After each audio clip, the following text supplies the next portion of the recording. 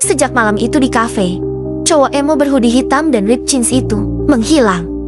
Tak lagi muncul di PV, chatroom, bahkan feed Miji. Bukan karena tak peduli, tapi karena ia dipaksa mundur. Malam itu, setelah cewek berambut panjang pergi dalam hujan, cowok emo basah kuyup masih berdiri, menunggu di bawah lampu jalan depan kafe. Tapi yang datang justru 4 orang bermasker hitam. Salah satu dari mereka mendorong bahunya. Cowok emo terhuyung, jatuh ke trotoar. Telapak tangannya berdarah, terluka, tergores aspal. "Lo pikir lo pantas buat dia?" teriak salah satu dari mereka. Cowok bertopi menimpali ding. Kalau lo nyakitin cewek itu, awas aja. Cowok emo tak melawan, tatapannya tajam. Tapi ia diam. Ia tahu, kalau ia tetap maju, yang terluka bukan cuma dia, tapi juga cowok Mijian sahabatnya sendiri, yang juga menyukai gadis yang sama. Demi menjaga semua tetap utuh meski hatinya runtuh. Gadis berambut panjang kecewa, rasanya aneh seperti kehilangan sesuatu yang belum sempat dimiliki. Cowok emo itu pergi begitu saja, tanpa kabar, tanpa penjelasan. Padahal, dia yang membuat hari-harinya terasa hidup. Sejak malam itu, cewek berambut panjang itu tak lagi sama. Ia berubah, lebih banyak diam, memutar musik keras. Rock, alternatif atau lofi gelap seolah suara bising bisa menenggelamkan kekacauan dalam pikirannya. Dengan eyeliner tebal, pakaian hitam, dan tatapan dingin, seolah ingin berkata ke dunia, "Aku kuat." Padahal, jauh di dalam hatinya, ia masih rapuh, masih mencari serpihan dirinya yang hilang malam itu. Setiap hari, ia buka aplikasi Miji, masuk chatroom, tulis hal-hal aneh, potongan lirik, tanda titik panjang, kutipan buku yang dipelintir jeti makna baru. Terkadang dia unggah feed, isinya emosi meledak, marah, rindu, kecewa, bingung, hanya ingin menambal hatinya yang retak. Obrolan di sana chaos seperti biasa, bahasa campur, ketikan ngawur, candaan absurd, rayuan cepat saji, emoji bertebaran. Tapi di balik semua itu, ada orang-orang nyata. Ia membaca semua itu tanpa benar-benar fokus. Tangannya ikut mengetik, kadang yang tim paling ribut di pikirannya. Tapi pesan itu tenggelam begitu saja, terkubur oleh obrolan lain. Beberapa teman cowok sempat mengirim PV. Lah kamu kok makin dark sih? Ngapain mikirin cowok yang udah ghosting? Kamu tuh cakep, tapi ngabisin energi buat orang yang gak jelas. Ia hanya menatap Ayah, tak membalas, tak ada yang benar-benar mengerti. Dan ia pun tak tahu bagaimana cara menjelaskan semuanya. Teman-teman juga datang termasuk 4 cowok itu. Mereka mencoba menghibur, membawakan camilan, ngajak nongkrong. Tapi ujung-ujungnya, lupakan dia. Cowok kayak gitu gak layak buat kamu. Dia pergi karena emang gak serius. Dia hanya tersenyum kecil. Tapi senyumnya hampa, karena jauh di dalam sana, dia tahu rasa itu belum mati. Sampai akhirnya, sore itu, ia sedang melamun sambil menatap layar ponsel. Lalu muncul satu pesan di chatroom yang membuat jantungnya seolah berhenti berambut panjang yang tak pernah benar-benar bisa ia lupakan. Fix besok kita jadi jenguk dia bareng ya. Kabarnya makin drop. Pengirimnya, seorang cewek berambut ikal panjang. Senyumnya lembut, feminim, terlihat seperti tipe yang mudah disayang dan gampang dicintai. Pesan itu meski bukan untuknya terasa seperti peluru. Ada rasa asing menyesaki ruang hatinya. Cemburu, takut, marah, semuanya dalam satu waktu yang sama. Gadis itu merebahkan diri. Pikirannya melayang saat langkahnya menjauh dari kafe, sambil menangis. Hatinya memanas lagi, marah, jengkel, kesal pada semuanya. Ia berdiri pelan, menatap keluar jendela. Langit malam kelabu, tapi ini bukan soal cuaca. Ada badai di dalam dirinya. Tiba-tiba bunyi klakson motor dari luar menyentak lamunannya. Dia mengintip dari balik tirai. Di depan pagar, seorang cowok berdiri. Temen cowok emo. Biasanya dia cerewet dan suka ngelawak. Tapi malam ini diam, tegas, sorot matanya penuh cemas. Aku harus keluar kota sekarang. Tapi dia lagi sakit. Drop. Sendirian. Dia tak sebut nama, tapi cewek itu tahu siapa yang dimaksud. Hujan mulai turun. Rintik-rintik kecil jatuh di tanah. Lama, tak ada kata. Sampai akhirnya ia bergumam. Iya. Perjalanan menuju kos cowok emo terasa lambat. Cowok Migjian akhirnya bicara. Lirih. Kenapa kamu gak jenguk? Kenapa kamu gak nungguin saat dia sakit? Cewek Gatik menggigit bibir. Enggak. Jawabnya datar dan penuh gengsi. Cowok Migjian mengangguk kecil. Aku pikir setelah dia nyusul kamu ke kafe malam itu, kalian pacaran. Cewek Gatik tersentak. Dia nyusul aku. Motor berhenti di pinggir jalan. Mesin dimatikan. Hujan masih menetes pelan di helm mereka. Cowok Migjian menoleh. Iya, malam itu dia nyusul kamu.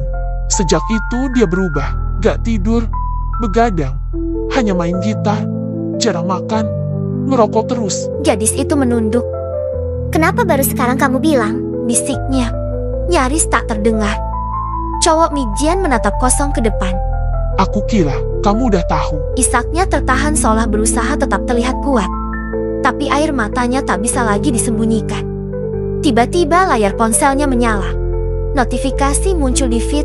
Tak pernah ternilai aku stake fair. Caption. Untuk yang tak pernah sempat aku ucapkan tapi selalu aku rasa. Tangannya bergerak pelan. Menyentuh layar. Ia klik video itu. Dan seketika suara cowok emo memainkan gitar memenuhi ruang hening di dadanya. Wajahnya yang dulu ia kenal kini tampak lebih tirus. Tubuhnya lebih kurus. Namun matanya tetap sama. Gitar akustik terdengar pelan. Menyesap seperti hujan yang jatuh satu-satu. Suaranya berat, agak serak. Liriknya lirih seperti luka yang ditulis menjadi puisi. Lagu itu terasa seperti surat terakhir yang tak pernah sempat dikirim.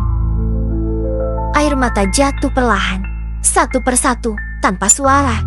Mereka kembali melaju. Menuju kosan cowok emo yang kini terbaring sakit. Dalam diam, tak banyak kata yang terucap. Selain khawatir dan banyak tanya berputar di kepalanya.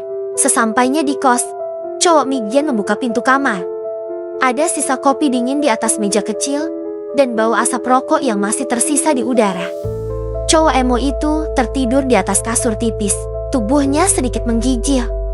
Ia perlahan mendekat, duduk di sisi ranjang. Wajahnya menatap lekat wajah pucat itu. Tubuh yang biasanya tampak kuat dan cuek, kini rapuh, dengan keringat mengalir di keningnya. Cowok emo membuka setengah matanya, melihat siluet cewek itu di hadapannya. Ia mengerjap, seperti tak percaya. Kamu? Suaranya parau. Cowok Migjian berdiri di ambang pintu. Tak ingin mengganggu, ia hanya menatap sejenak, lalu bicara singkat. Aku berangkat sekarang. Mungkin beberapa hari kalau ada apa-apa, kabari. Tatapannya berpindah pada cewek Gatik. Jaga dia. Cewek itu mengangguk pelan. Wajahnya masih sendu. Kamar kos kecil itu hanya ada dua orang yang sedang menahan nyeri tubuh dan hati. Cewek Gatik ragu, tapi akhirnya memberanikan diri menggenggam tangannya. Boleh aku di sini, walau cuma sebentar? Bisiknya. Cowok emo langsung mengaduh lirih. Kenapa? Ia buru-buru melihat pergelangan tangan cowok itu. Kulitnya memar, ungu kebiruan, ada bekas goresan. Luka itu belum sembuh, seperti luka hati mereka. Ini, kenapa? Suara cewek Gatik gemetar. Cowok emo hanya menatap ke langit-langit, sunyi. Tatapannya kosong seolah mencari jawaban yang tak pernah datang. Lalu, dengan perlahan, ia mengambil gitarnya. Tangannya gemetar, tapi tetap mencengkeram senar dengan sisa kekuatan. Petikan gitar terdengar lirih, suaranya pecah, serak, tapi penuh rasa. Setidaknya diriku pernah berjuang, meski tak pernah ternilai di matamu. Air matanya jatuh satu persatu. Tapi kali ini bukan karena lemah. Ini karena semua perasaan yang selama ini ia pendam, akhirnya pecah juga. Suaranya bergetar, lalu meledak. Lagunya bagus. Lalu nada suaranya naik, keras, tegas. Aku cuma mau tahu kejujuran. Ia berdiri, menatap cowok emo dengan mata basah dan hati yang terbakar. Kenapa kamu gak pernah bilang apa-apa? Kenapa kamu malah makin jauh? Suaranya makin tinggi, melewati batas tenang. Ini luka yang terlalu lama dipendam. Suara gitar mendadak terhenti. Cowok emo menunduk. Lama, hening menelan mereka berdua. Sampai akhirnya, dengan suara nyaris patah, ia berkata, Aku gak pantas buat kamu. Cewek Gatik menggeleng pelan. Tangannya perlahan meraih wajah cowok itu, hangat. rapuh, tapi nyata. Ia tetap menatapnya. Hidung mereka nyaris bersentuhan.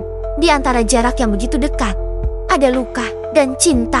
Ada sesuatu yang belum selesai. Cowok emo memejamkan mata, seolah ingin menahan air mata yang menggantung di ujung. Namun suara lirihnya tak bisa ia sembunyikan. Aku bukan orang yang bisa bikin kamu bahagia. Cewek gatik itu berdiri perlahan. Matanya berkaca-kaca. Ada getir yang menyesakan di dadanya. Kehadirannya yang tadi penuh harap kini terasa seperti beban. Ia menunduk, lalu membalikan badan, bersiap pergi dari kosan cowok emo itu. Namun tiba-tiba tangan cowok emo meraih pergelangan tangannya. Genggamannya tak kuat, tapi cukup untuk menghentikan langkahnya. Aku nyusul kamu malam itu, tapi aku dihadang 4 orang. Mereka pakai masker. Cewek gatik terkejut, matanya membesar. Tapi ia masih bergeming. Mereka maksa aku buat jauhin kamu. Satu dari mereka dorong aku keras. Aku jatuh ke aspal. Ia tunjukkan tangannya yang masih luka memar dan goresan yang belum sepenuhnya sembuh. Luka ini dari malam itu. Kenapa kamu gak bilang? Bisiknya nyaris tak terdengar. Sejak malam itu aku memutuskan untuk menjauh demi kebahagiaanmu, demi sahabatku. Mencoba meninggalkan semua. Miggy, kamu, aku gak bisa. Tanpa Miggy hari-hariku sepi. Aku pikir kalau aku mundur, semuanya bakal baik-baik aja. Sejenak ia terdiam. Hanya suara hujan yang terdengar di sela napasnya yang berat. Dan rasa rindu itu makin gak bisa aku tahan. Ia menarik napas, mencoba menenangkan hatinya yang bergejolak. Cewek gatik melangkah mendekat. Mereka saling menatap. Satu penuh luka, satu penuh penyesalan. Tanpa pikir panjang, ia memeluk tubuh kurus itu. Aku kangen kamu. Lalu cowok emo membalas pelukan itu seerat yang ia bisa. Seolah takut kehilangan lagi. Aku sayang kamu. Aku pun. Napas berpadu dalam keheningan seolah dunia memberi ruang kecil hanya untuk mereka berdua. Aku gak akan pergi lagi. Dan aku gak akan biarin siapapun pisahin kita. Terima kasih Miggy APP. Telah menyatukan luka menjadi cinta yang tak pernah sirna. Dua hati itu akhirnya kembali menyatu, bukan sebagai dua orang yang sempurna, tapi sebagai dua jiwa yang saling memilih, meski dunia pernah mencoba memisahkan.